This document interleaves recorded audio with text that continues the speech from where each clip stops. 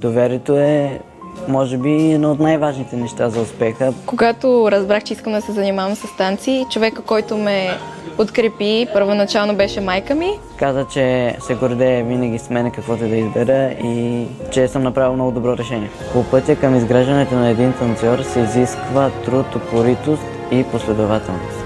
Не е имало моменти, в които съм мислила да се отказвам, защото обичам да танцувам и продължавам напред. На състезания не винаги съм била оценявана добре. Това предизвиква в мен малко разочарование, но и мотивация да продължа напред.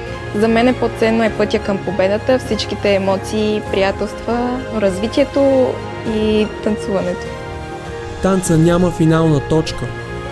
Всяка победа е просто още една стъпка напред. Всяко отличие е просто поредното предизвикателство.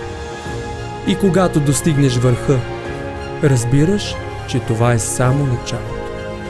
Бих казала на моите танцори, които сега почват, да не се отказват и да обичат това, което правят. За мен танците са удоволствие Страст и начин на живот.